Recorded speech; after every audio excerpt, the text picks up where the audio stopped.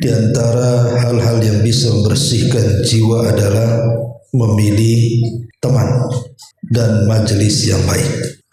Ma'asyiral muslimat yang dimuliakan Allah Subhanahu wa taala, memilih teman yang baik itu sebuah anjuran dalam Islam. Karena manfaat teman yang baik atau majelis yang baik itu bukan hanya di dunia, tapi sampai ke dalam kubur, bahkan sampai di akhirat kelak. Jadi 3 manfaatnya, di dunia, di alam kubur, dan di alam akhirat. Ma'asyiral muslimin muslimat yang dimuliakan Allah Subhanahu wa taala, ada sebuah hadis yang dikeluarkan oleh Imam Muslim di mana Nabi sallallahu alaihi wasallam menjelaskan tentang keutamaan orang yang bermajlis ilmu. Jadi orang-orang yang bermajlis ilmu seperti kita sekarang ini, maka Allah Subhanahu wa taala akan mengutus malaikat yang disebut dengan sayyarah. Jadi malaikat khusus yang tugasnya berkeliling mencari di mana adanya majlis-majlis zikir, majlis-majlis ta'lim. Jadi apabila mereka para malaikat itu menemukan sebuah majlis yang padanya terdapat zikrullah azza wa jal, maka mereka pun akan duduk bersama orang-orang itu. Kemudian mereka meliputi satu dengan yang lainnya dengan sayap-sayap mereka, sampai-sampai mereka memenuhi jarak antara orang-orang yang ada di majlis tersebut dengan langit yang paling rendah. Dan apabila kemudian majlis tersebut bubar, maka mereka pun ikut naik menuju ke atas. Lah Nabi SAW bersabda ketika itu, maka Allah Subhanahu wa taala pun akan bertanya kepada para malaikat yang naik itu, sedang dia adalah tahu maksudnya, tapi Allah sengaja bertanya, dari mana kalian, kata Allah. Maka malaikat menjawab, kami datang dari sisi hambamu yang ada di bumi. Mereka bertasbih, mereka bertakbir, mereka bertahlil, mereka bertahmid, serta mereka berdoa kepadamu. Maka Allah Subhanahu wa taala pun kemudian bertanya, apa yang mereka minta kepadaku? Maka para malaikat menjawab, mereka meminta kepadamu surgamu ya Allah. Maka Allah bertanya lagi, apakah mereka telah melihat surgaku? Maka para malaikat menjawab, belum wahai Rabb. Maka Allah berfirman, lalu bagaimana jika mereka benar-benar telah melihat surgaku? Maka para malaikat berkata, Allah bertanya lagi, dari apa mereka meminta perlindungan dari aku? Maka para malaikat menjawab, mereka berlindung dari neraka. Maka Allah bertanya lagi, apakah mereka pernah melihat nerakaku? Maka mereka menjawab belum. Lalu Allah mengatakan, lalu bagaimana jika mereka telah melihat nerakaku? Mereka mengatakan mereka telah meminta ampun kepadamu.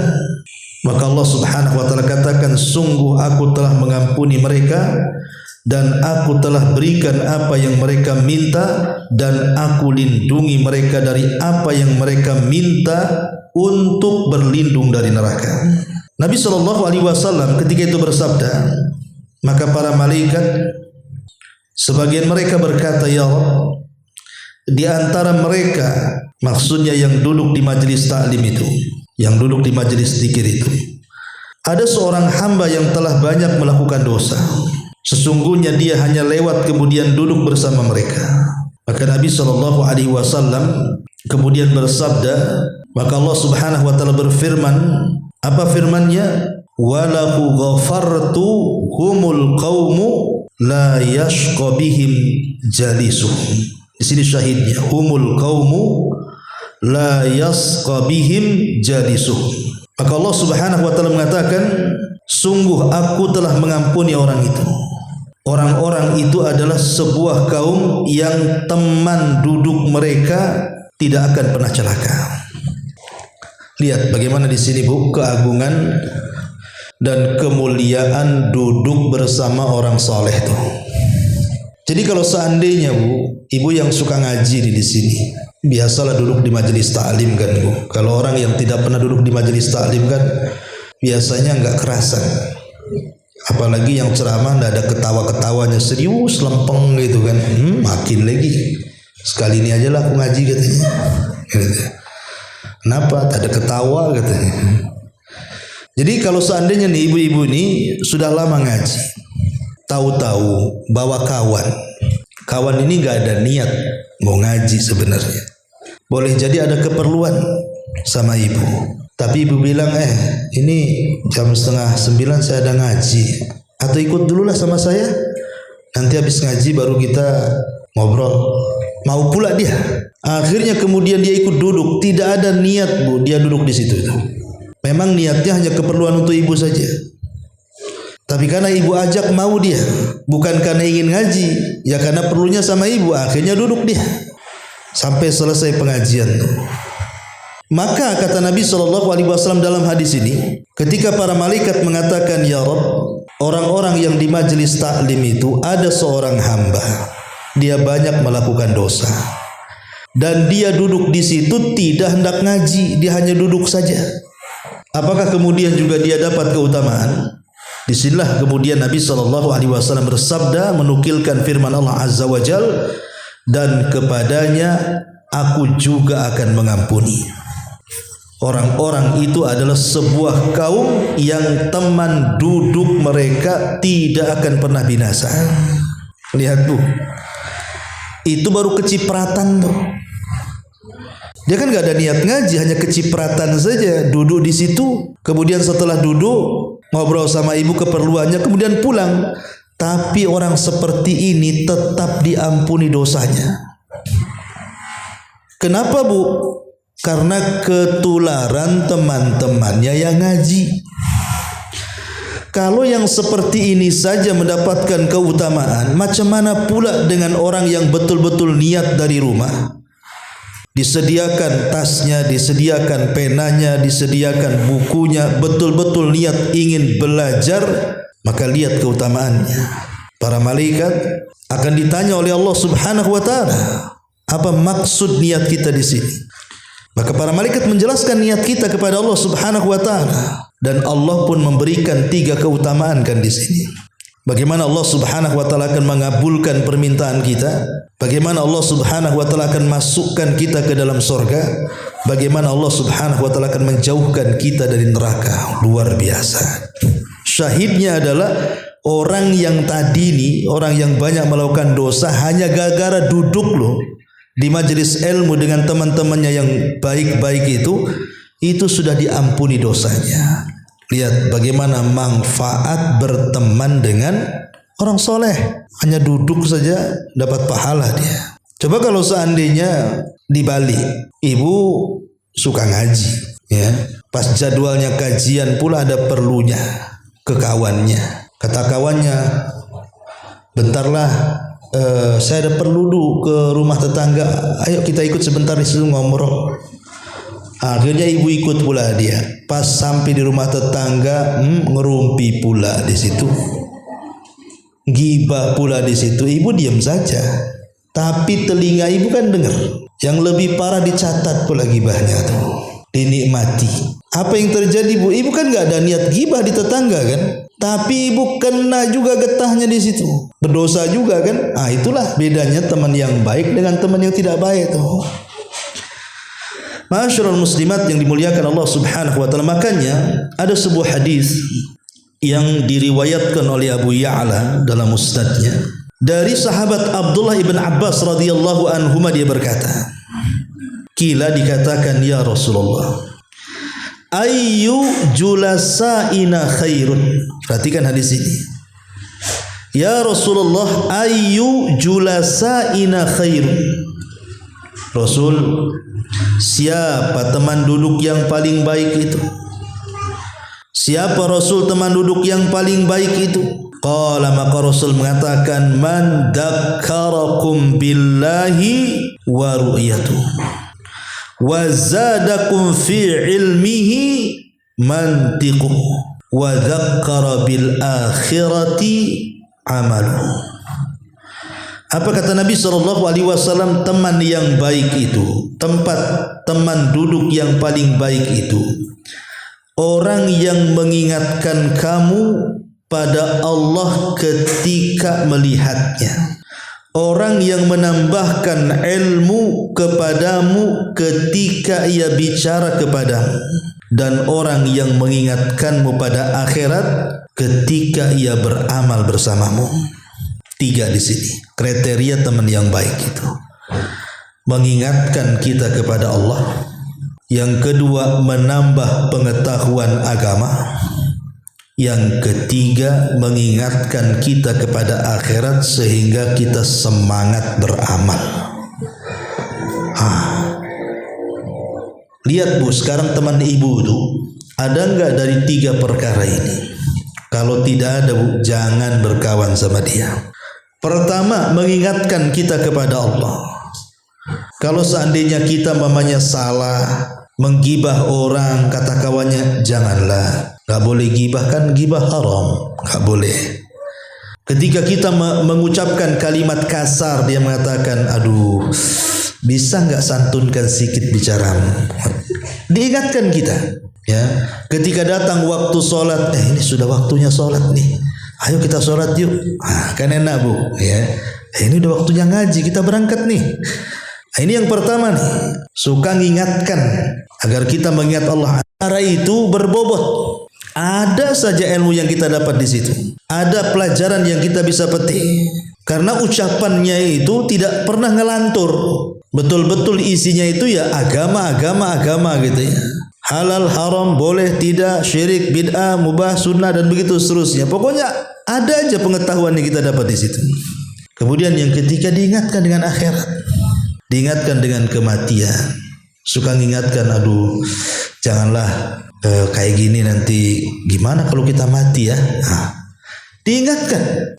Nih kalau ada 3 kriteria ini, berkawan Bu dengan orang kayak gini. Karena Nabi SAW yang menyarankan. Inilah yang disebut dengan teman-teman yang baik.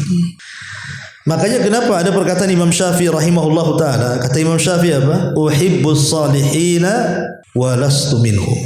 La'alli an anala bihimus syafa'ah. Wa aqrahu man bidha'atuhu al-ma'asi wa in kunna sawa fil bidha'ah. Wa aqrahu man yadi'ul umra lahwan walau kuntu imra'an jammal idha'ah. Imam Syafi'i rahimahullah ta'ala mengatakan, aku sangat mencintai orang-orang saleh meskipun aku bukan termasuk mereka. Tawadhu. Pada Imam Syafi'i yang ngomong nih, aku mencintai orang saleh meskipun aku bukan termasuk orang saleh, katanya. Semoga bersama mereka orang-orang saleh aku bisa mendapatkan syafaatnya. Aku membenci para pelaku maksiat meskipun aku tidak berbeda dengan mereka. Aku membenci orang-orang yang membuang-buang usianya dalam kesia-siaan walaupun aku sendiri adalah orang-orang yang banyak menyanyiakan usia. Subhanallah. Ini kan ucapan yang luar biasa. Jadi Imam Syafi'i rahimahullah mengajarkan kepada kita apa? Uhibbus salihina walastu minhum. Aku mencintai orang-orang saleh meskipun aku bukan termasuk orang saleh. Apa alasannya? La'alli an analu bihimus syafa'ah. Di sini alasannya. Semoga bersama mereka aku bisa mendapatkan syafaat. Kapan? Kelak pada hari kiamat. Karena nanti pada hari kiamat disebutkan dalam hadis yang dikeluarkan Bukhari Muslim, Bu. Jadi ketika Allah Subhanahu wa taala menyelamatkan sebagian kaum muslimin, mereka diselamatkan dan mereka masuk surga. Jadi orang-orang yang diselamatkan masuk surga ini memandang ke sebelah kiri, kanan, depan, belakang, rupanya tidak ada kawannya yang ketika di dunia sholat bersama, puasa bersama, ngobrol bersama, ngaji bersama, kok tak nampak pula. Rupanya dikatakan bahwa kawannya di neraka. Mungkin dia melakukan dosa akhirnya masuk neraka. Apa kata kawan-kawannya yang saleh yang masuk surga ini? Dia mengatakan, ya Rabb, la taktamilu ladzati hatta tukhrijahu. Wahai Rabb, jangan kau sempurnakan kenikmatan kami sampai kau keluarkan teman kami itu. Maka Allah Subhanahu wa taala berfirman, idhabu faman wajadtum fi qalbihi mithqala dinarin min imanin fa akhriju. Kalau begitu pergilah kalian. Maka siapapun yang kalian dapati dalam hatinya dari teman-teman kalian sebiji zarah keimanan, keluarkan mereka. Akhirnya kemudian malaikat pun mencari-cari temannya yang masuk neraka. Ada yang sudah tenggelam, tetapi Allah Subhanahu wa taala memberikan ciri-ciri dengan apa? Tidak menghapus bekas sujud. Dahinya tidak mungkin disentuh api neraka. Jadi ketahuan. Akhirnya kemudian diambil oleh malaikat itu, diselamatkan karena syafaat kawannya. Penduduk neraka heran dan mengatakan, apakah bapaknya syahid? Karena orang mati syahid itu kan memberikan syafaat 70 orang dari keluarganya. Kata malaikat, tidak. Apakah saudaranya syahid? Kata malaikat, tidak. Apakah dia dapat syafaat para nabi? Tidak. Apakah dia dapat syafaat para malaikat? Tidak juga. Lalu kenapa dia diselamatkan? Maka para malaikat mengatakan yang menyelamatkannya adalah teman-temannya yang soleh. Subhanallah. Dari sini kata Imam Hasan Al-Basri rahimahullahu ta'ala, istaghfiru min sahibikumus salih fa innahu yanfa'ukum yaumal qiyamah. Perbanyak oleh kalian teman-teman yang saleh, karena teman-teman yang saleh itu bisa bermanfaat untuk kalian pada hari kiamat. Mereka bisa memberikan syafaat kepada kita. Makanya perbanyak teman yang saleh itu, Bu. Perbanyak teman yang saleh. Jangan memperbanyak teman yang toleh yang enggak jelas. Karena ini manfaatnya bukan hanya di dunia tapi juga di akhirat. Masyarul muslimat yang dimuliakan Allah Subhanahu wa taala, lihat bagaimana Allah Subhanahu wa taala berfirman, "Tallahi in kunna fi dhalalim mubin, id nusawwikum bi rabbil alamin, wa ma adallana illa al mujrimun, fama lana min syafi'in wala sadiqin hamim, falau anna lana qarrah fanakuna minal mu'minin." Demi Allah, sungguh kita dahulu di dunia dalam kesesatan yang nyata, karena kita mempersamakan kalian dengan Tuhan semesta alam. Dan tidaklah yang menyesatkan kami kecuali orang-orang yang mujrim berdosa. Maka kami tidak mempunyai pemberi syafaat seorang pun, dan tidak pula mempunyai teman yang akrab. Dunia, niscaya kami akan menjadi orang-orang yang beriman.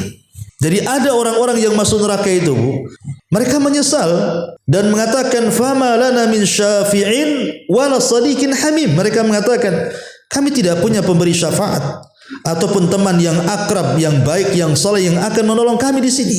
Jangan sampai ketika orang masuk neraka ucapannya seperti ini, karena tidak punya teman yang baik.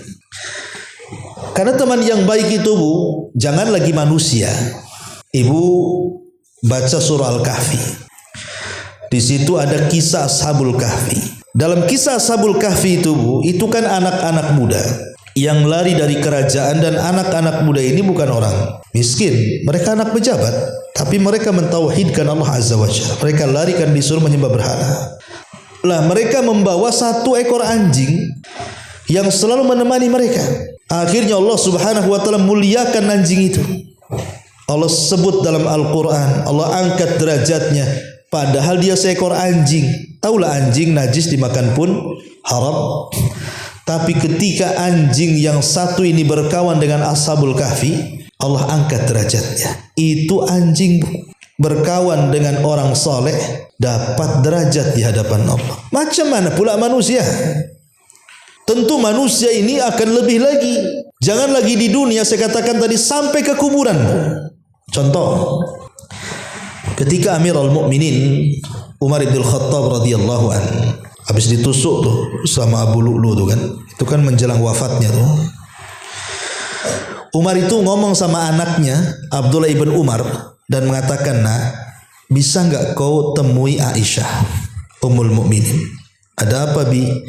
"Bilang sama Aisyah Ummul Mukminin, tapi jangan bilang dari Amirul Mukminin, bilang dari Umar. Bisa enggak aku dikuburkan di samping kedua sahabatku, Nabi SAW dan Abu Bakar?"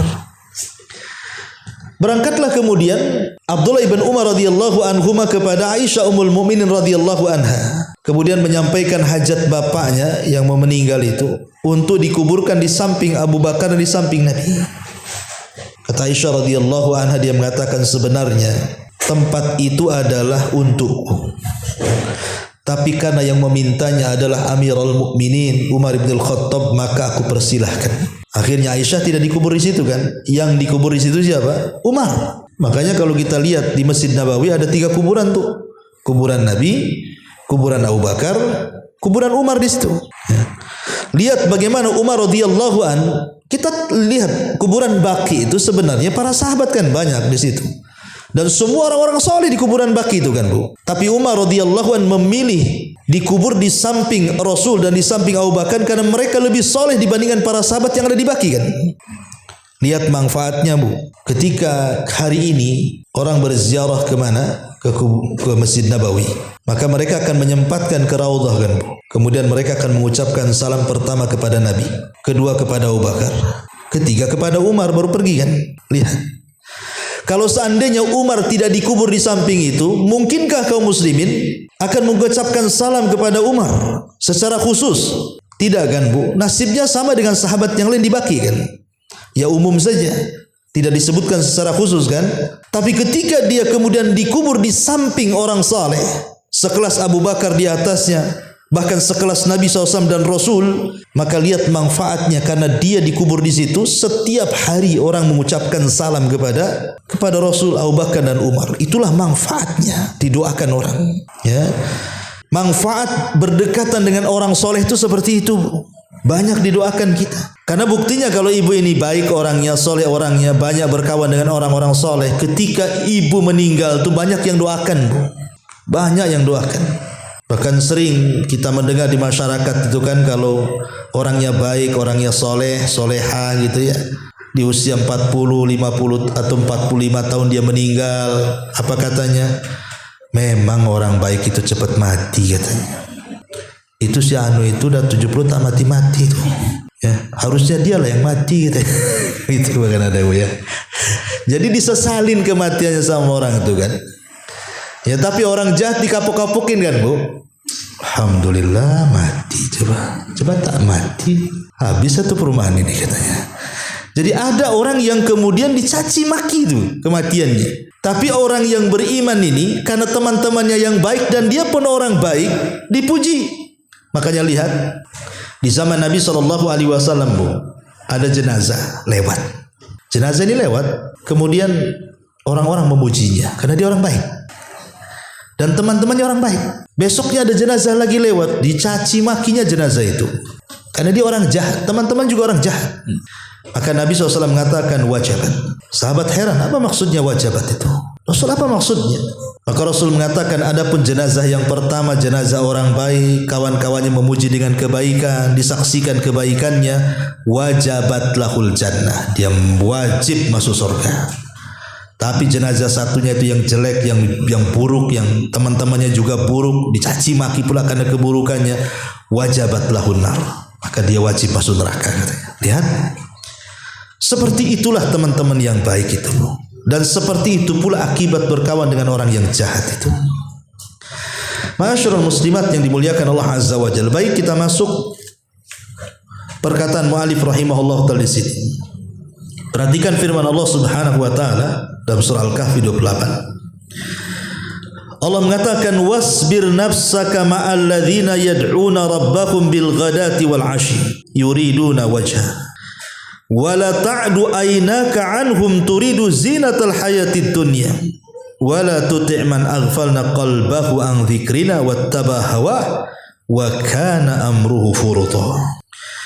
Dan bersabarlah engkau wahai Muhammad bersama orang-orang yang menyeru Tuhannya di pagi dan senja hari dengan mengharap keridhaannya. Dan janganlah kedua matamu berpaling dari mereka karena mengharap perhiasan dunia. Dan janganlah kamu mengikuti orang-orang yang hati mereka telah kami lalaikan dari mengingat kami serta menuruti hawa nafsunya, dan adalah keadaannya itu sangat melampaui batas. Lihat ayat ini Allah Subhanahu wa taala sebut dua kelompok. Yang satu kita disuruh berkawan dengan kelompok ini, yang satu disuruh kita berpaling dari kelompok yang satunya. Kelompok yang disuruh sakama alladzina yad'una rabbahum bil ghadati wal 'ashi yuriduna wajha. Ini yang pertama. Bersabarlah kamu bersama dengan orang-orang yang menyeru Tuhannya di pagi dan senja hari dengan mengharap keridhaannya. Kemudian kelompok yang kedua yang kita tidak boleh berkawan tuh, wala ta'du aynaka anhum turidu zinatal hayatid dunya wala tuti man aghfalna qalbahu an dzikrina wattaba hawa kana amruhu furuta. Dan janganlah kedua matamu berpaling dari mereka karena mengharap perhiasan dunia. Janganlah kamu mengikuti orang-orang yang hatinya telah kami lalaikan untuk mengingat kami, serta menuruti hawa nafsunya dan keadaannya sangat melampaui batas. Ma'asyiral muslimat yang dimuliakan Allah Azza wa Jalla, asbab nuzul ayat ini begini, Bu. Jadi ketika Nabi SAW berdakwah kepada para pembesar Quraisy itu, jadi para pembesar Quraisy itu tidak mau agama Rasul itu diikuti oleh budak-budak, karena status manusia ketika itu kan sangat dilulukan, mana budak mana orang merdeka tuh. Dan orang merdeka merasa tinggi, padahal dalam Islam itu yang meninggikan seorang adalah takwa kan. Jadi mereka menyarankan kepada Rasul, ya Muhammad, sebaiknya agamamu dibuat eksklusif sajalah, biar jadi agama orang kaya. Orang-orang miskin itu tak perlu ikutlah katanya. Islam itu khusus orang kaya saja, orang miskin tidak usah masuk. Ya, maka ketika itulah turun ayat ini. Ya, dan bersabarlah kamu wahai Muhammad bersama dengan orang-orang yang menyeru Tuhanmu di pagi dan senja hari dengan mengharap keridhaannya. Maksudnya bersabarlah bersama Bilal, bersama Mikdad, bersama Ammar, bersama budak-budak yang lainnya. Walaupun mereka secara status budak, tapi mereka adalah orang-orang yang senantiasa berzikir kepada Allah, mendekatkan diri kepada Allah Azza wa Jalla. Bersama mereka saja, daripada engkau berkawan dengan orang-orang yang tidak jelas, walaupun mungkin mereka kaya, berjabat, berpangkat, tapi kalau hati mereka Allah lalaikan, kemudian juga mereka mengikuti hawa nafsunya dan keadaan mereka melampaui batas, buat apa? Seolah-olah Allah ingin katakan seperti itu. Ya, makanya di sini penting, karena agama seseorang itu ditentukan dengan kawannya. Kata Rasul, ar-rajulu ala dini khalili falyahdi. Agama seseorang itu berbanding lurus dengan keadaan agama temannya. Maka hendaklah setiap kalian melihat dengan siapa ia berkawan. Jadi Bu, berkawan ini hati-hati. Karena banyak yang kemudian menyesatkan sejak zaman Nabi sampai hari ini. Saya contohkan, ya. Pamannya Nabi SAW siapa? Abu Thalib. Siapa yang tidak kenal Abu Thalib? Abu Thalib itu orang yang paling mencintai Rasul, paling dicintai Rasul gitu ya. Tidak ada manusia yang paling mencintai Rasul melebihi Abu Thalib.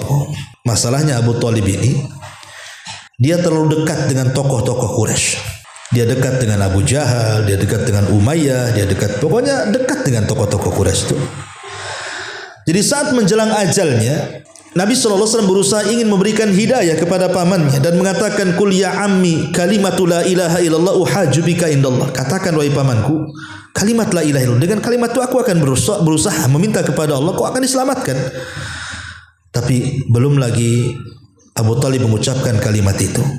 Ingat, Abu Thalib itu sebenarnya dalam hatinya mengakui agama Rasul itu paling benar. Bahkan pernah diungkapkan di hadapan Nabi dan mengatakan, kalau belah bukan karena kesalahan kaumku, tentu aku akan beragama dengan agamamu. Jadi Rasul tahu Abu Thalib itu memang sudah cenderung mengikuti agama dia. Makanya Rasul itu mentalkin dia, suruh mengucapkan kalimat la ilaha illallah. Tapi pandangannya malah melirik kepada Abu Jahal, melirik kepada Musayyib, kepada Umayyah dan tokoh-tokoh di situ. Akhirnya sampai wafat Abu Thalib tidak mengucapkan kalimat la ilaha illallah. Sepakat ahli sunnah wal jamaah mengatakan Abu Thalib mati kafir. Di antara pensyarah hadis ini mengatakan salah satu sebabnya apa? Karena berteman dengan teman yang buruk sekelas Abu Jahal. Nah itu Bu, ya. Takut kita seperti ini, seperti Abu Thalib. Bahkan yang lebih parah lagi disebutkan di dalam riwayat Bukhari dan Muslim tuh tentang kisah Uqbah bin Abi Mu'ayth. Kisah Uqbah bin Abi Mu'ayth. Jadi Uqbah bin Abi Mu'ayth nih Bu, dia orang yang sangat mencintai Nabi, bukan karena ingin masuk Islam, tidak. Tapi kan Uqbah ini penyair, dan Rasul itu kalau baca Quran disangkanya syair Bu. Jadi Uqbah itu selalu datang ke rumah Nabi bukan Quran, jadi suka lama-lama suka gitu ya. Jadi akhirnya gandrung pula lah ini si Uqbah ini kepada Nabi. Jadi untuk menghargai, memuliakan, menghormati Nabi, satu hari Uqbah ini akhirnya menjamu Rasul, suruh datang ke rumah makan. Ya, datanglah Nabi SAW. Rasul tidak pernah memilah-milah undangan, pasti Rasul datang. Orang miskin, orang kaya, tetap Rasul datang. Akhirnya setelah kemudian disuruh makan, dia tak mau. Ya Rasul, ya Muhammad, makanlah. Kata Rasul, tidak, karena kau musyrik. Kalau engkau mensyaratkan aku memakan hidanganmu, syaratnya satu, bersyahadatlah engkau kepada Allah. Akhirnya ya terpaksalah dia mengucapkan 2 kalimat syahadat supaya Rasul mau makan. Maksudnya tujuannya bukan ingin masuk Islam, supaya Rasul mau makan, itu saja. Syahadatnya Uqbah bin Abi Mu'ayth ini oleh siapa? Oleh kawannya namanya Umayyah ibn Khalaf. Umayyah ibn Khalaf. Akhirnya kemudian Umayyah ibn Khalaf ini marah kepada siapa? Kepada Uqbah dan mengatakan, kau sudah gila ya masuk ke agama Muhammad. Kata Uqbah, enggak, saya pura-pura saja supaya dia mau makan, katanya. Oh tidak, kamu sudah masuk ke agama Muhammad. Tidak, aku tidak mau masuk. Kalau gitu buktikan kalau memang kamu tidak masuk kepada agama Muhammad. Akhirnya kemudian apa buktinya? Kata Umayyah, kalau ada waktu Muhammad sedang sujud, kau tunjang lehernya, kau ludahi mukanya. Kalau itu kau lakukan, berarti engkau setia kawan dengan kami dan engkau memusuhi dengan Muhammad. Dilakukan betul-betul dilakukan. Ya, walaupun tidak berhasil, tapi dia lakukan. Ada yang berhasil seperti dia meletakkan kotoran unta di pundak Rasul, berhasil tuh. Tapi seperti itulah dia ingin membuktikan kepada kawannya, rela menyakiti orang lain, rela menyakiti Nabi SAW untuk mendapatkan kereduan kawannya yang jahat. Nah, ini hati-hati. Ini kawan-kawan jahat, kata orang Arab, as-sahib sahib masalahnya. Kawan itu narik. Dia narik kawan itu, jangan salah. Ya, saya sih nggak kepengaruh Ustaz. Insya Allah lah, saya kan udah ngaji, sudah tahu. Ini kata siapa? Ya, kawan itu sikit-sikit kadang-kadang ngasih was-was tuh. Nanti lama-lama banyak juga tuh was-wasnya itu. Taib. Kemudian di sini Nabi SAW, kata pengarang, membawakan sebuah hadis permisalan nih, teman yang baik dan teman yang tidak baik ini. Mathalul jalisi salih was-su'i kahamilil miski wa nafikhil khir. Fahamilul miski imma an yuhdhiyaka wa imma an tabta'a minhu wa imma an tajida minhu rihan tayyibatan wa nafikhul khir imma an yuhriqa thiyabaka wa imma an tajida rihan khabithatan. Perumpamaan kawan yang baik itu dan juga kawan yang buruk itu, kata Rasul, pertama kawan yang baik seperti penjual minyak wangi, Bu. Jadi kalau ibu berkawan dengan penjual minyak wangi, pasti ada 3 kemungkinan. Ya, 1, penjual minyak wangi itu mungkin dia akan memberi minyak wanginya, atau kamu membeli minyak wanginya, atau kamu tidak kalaupun tidak mendapatkan atau tidak membelinya atau tidak diberinya, maka minimalnya kita mendapatkan harumnya. Seperti itu. Kalau berkawan dengan penjual minyak wangi itu, mungkin dia nawarkan, mau beli enggak? Nah, itu ya. Kemudian diambilnya contohnya di dolet-dolet lah di pakaian ibu. Harum kan? Katanya. Ataupun kalau enggak, kita yang beli. Ini berapa? Atau kalaupun tidak, harumnya itu ada di sekitar kita. Ah, itulah teman yang baik. Anti kenal enggak si Anu ya? Si Anu tuh. Kenapa si Anu tuh meninggal kemarin? Enggak kenal. Itu loh temannya Umi Anu. Padahal yang meninggal si Anu, temannya Umi Anu. Ini uminya disebut-sebut tuh. Ya, bayangkan kan? Karena temannya yang baik tuh. Itu tuh yang teman ngaji dia tuh. Akhirnya disebut-sebut pula dia. Itulah teman yang baik itu, seperti itu akan disebut-sebut namanya. Ya seperti tadi lah contohnya, kalau sayang dia orang baik, cepat mati ya orang baik itu ya, katanya. Oh kalau gitu jadi jahat aja biar lambat mati. Bukan begitu. Ini kan maksudnya orang-orang yang baik itu dia walaupun sudah mati itu harum, ya. Tetapi sebaliknya orang-orang yang jahat itu seperti berkawan dengan pandai besi. Bisa saja dia membakar, ataupun mungkin baunya tak sedap di situ. Bisa dia mempengaruhi kita, menyeret kita kepada maksiat yang tadinya tidak maksiat jadi maksiat, atau ya kita kena juga tuh itunya kan, imbas daripada kejahatannya itu. Pamannya ada terlibat kasus. Akhirnya teleponnya dirampas polisi. Ada pula nama ibu di telepon dia. Otomatis kan ibu dicari polisi kan. Padahal ibu nggak terlibat tuh. Nah, kenapa? Karena dicurigai. Nah ini kan, itu teman-teman yang buruk tuh kadang-kadang seperti itu. Maka ini harus jadi bahan perhatian. Dan yang terakhir tentu sebagai tambahan, pengaruhnya Bu ya. Kita akan bahas pengaruh sedikit. Apa sih pengaruhnya? Pertama Bu, kita membahas teman yang baik dulu. Yang pertama pengaruhnya itu al-i'anatu ala ta'at wal bu'du anil ma'asi wadzun. Kalau kita punya teman yang baik Bu, minimalnya teman itu bisa membantu kita untuk meningkatkan ketaatan kita kepada Allah dan menjauhkan kita dari maksiat. Sehingga hati kita ini selalu bersih, terjaga. Ya.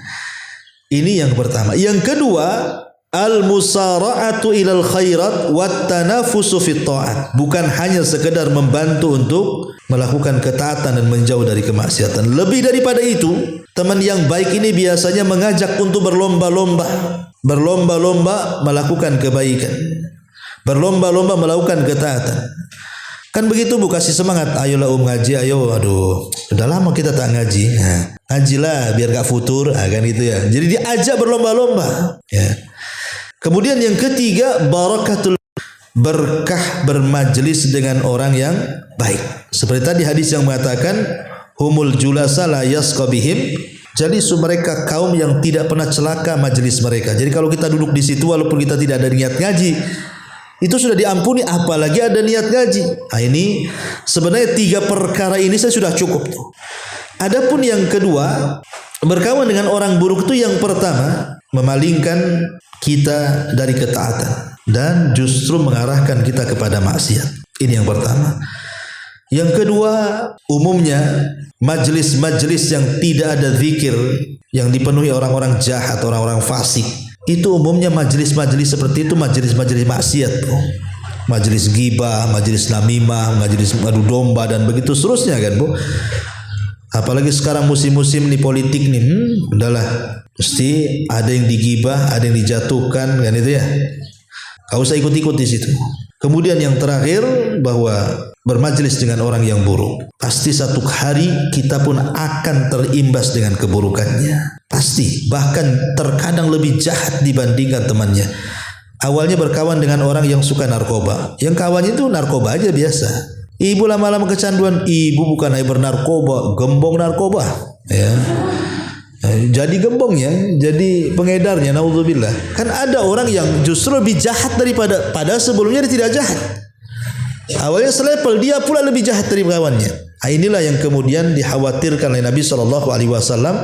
Maka dalam rangka tazkiyatun nufus itu, salah satunya adalah kita berusaha untuk berteman dengan teman yang baik.